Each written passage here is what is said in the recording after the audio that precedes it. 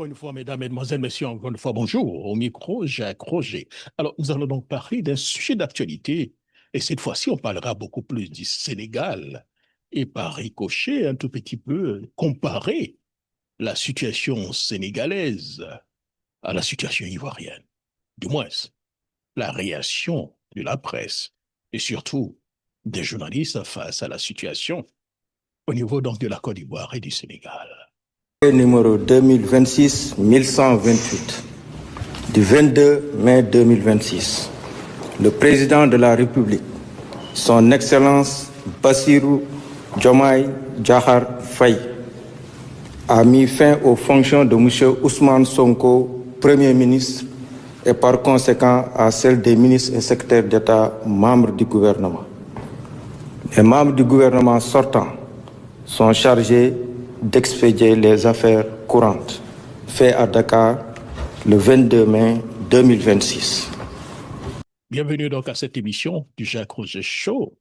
Le Sénégal, ce que donc certains applaudissent donc à Dakar, mais refusent donc à Abidjan. Oui, nous voyons donc des débats. Les journalistes sont prolices, ils sont libres de critiquer, d'expliquer, d'analyser la situation sénégalaise avec beaucoup d'objectivité. Mais quand il s'agit de la Côte d'Ivoire, mais non, les yeux sont fermés. Donc bonsoir à tous et bienvenue encore une fois sur Afrique 2050 Radio, votre émission préférée, le Jacques Roger Show. Aujourd'hui, donc, disons, direction donc le Sénégal, avec donc un regard tourné aussi vers donc la Côte d'Ivoire. Le président de Diomaye Faye limoge le premier ministre Ousmane Sonko. Quelques jours plus tard, Sonko devient président de l'Assemblée nationale avec 132 voix sur 165. Et depuis, beaucoup de journalistes, analystes et intellectuels ivoiriens commentent avec passion cette actualité sénégalaise. Certains parlent même de maturité démocratique, on peut parler même de respiration donc institutionnelle, de rapport de force politique normal dans une démocratie donc vivante. Mais très bien, cher ami. Mais une question dérange. Pourquoi ce que certains trouvent normal à Dakar devient donc impossible à imaginer donc à Abidjan? Pourquoi donc applaudir donc le débat démocratique ou bien politique au Sénégal, mais refuser même l'idée, d'un véritable rapport démocratique en Côte d'Ivoire? Et non, c'est devenu donc les intérêts, cher ami. Alors, parlons donc du premier segment. Le Sénégal donc donne une leçon d'institution. Donc, voyez, au Sénégal, malgré donc les tensions, malgré donc les rivalités internes, les institutions continuent donc de tourner. Le président garde donc ses pouvoirs, pouvoirs clairs. Le premier ministre garde donc son influence populaire. Le président joue donc son rôle. Voilà.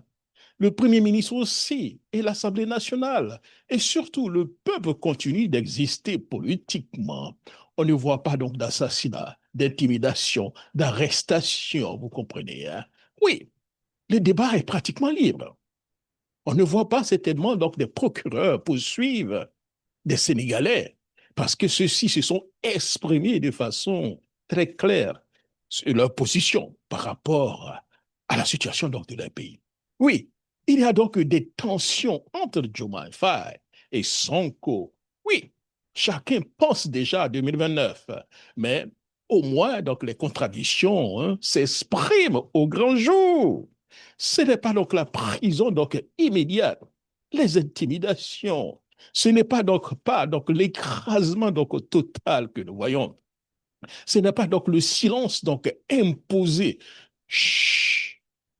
Et cela change tout, cher ami. C'est ça, un peu, je dirais pas totalement le débat démocratique, mais c'est donc un début. La Côte d'Ivoire, et si vous voulez, donc la politique donc de la peur, il faut le dire. Même nous-mêmes qui sommes donc hors de la Côte d'Ivoire, quand nous faisons des émissions, parfois, nous avons peur en étant un peu loin. Maintenant, donc, regardons donc la Côte d'Ivoire, cher ami.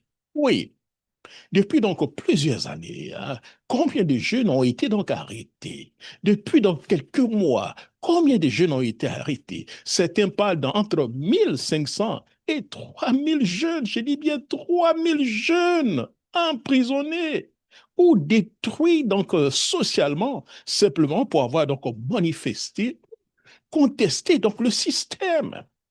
Combien vivent encore avec donc des dossiers judiciaires, j'allais dire des traumatismes et donc des exclusions politiques. Et pendant ce temps, certains journalistes préfèrent parler donc du Sénégal matin, midi et soir, mais deviennent silencieux lorsqu'il faut donc évoquer donc la situation ivoirienne. J'allais dire donc la violence politique ivoirienne. Comme si dénoncer donc Dakar était facile, mais parler donc d'Abidjan devenait très dangereux, devient chaud, à banniment. Oui, comme si donc la démocratie était donc bonne ailleurs, mais trop risquée donc chez soi. Oui, nous parlons donc, si vous voulez, donc d'une jeunesse fatiguée, mais pas morte, oui. Oui, cette jeunesse fatiguée. Le plus inquiétant aujourd'hui, ce n'est même pas donc, même plus donc la prison. Le plus inquiétant, c'est donc la destruction psychologique d'une partie donc de la jeunesse ivoirienne. Ceux qui sont dans l'opposition, ceux qui ne sont pas du tout d'accord avec ce qui se passe, oui, ils deviennent donc des cibles, oui. On veut le lui faire donc comprendre à cette jeunesse, ne contestez pas, ne contestez plus, comprenez, hein? Ne rêvez pas, ne rêvez plus. Ne résistez pas, ne résistez plus. Acceptez simplement. Oui, yes. Chut. Mais l'histoire africaine nous enseigne donc une chose. Aucune génération ne reste silencieuse éternellement. Les fractions donc s'accumulent, c'est clair, oui. J'allais dire, les humiliations aussi. Et lorsque donc les espaces démocratiques se ferment totalement, les sociétés deviennent donc imprévisibles. Oui, il faut apprendre, lire donc l'histoire de la politique ivoirienne et africaine. Je discute avec beaucoup de jeunes qui en ont jusqu'à là. Ils préfèrent donc ne plus parler. Beaucoup n'aiment pas ce qui se passe, mais on ne peut plus parler.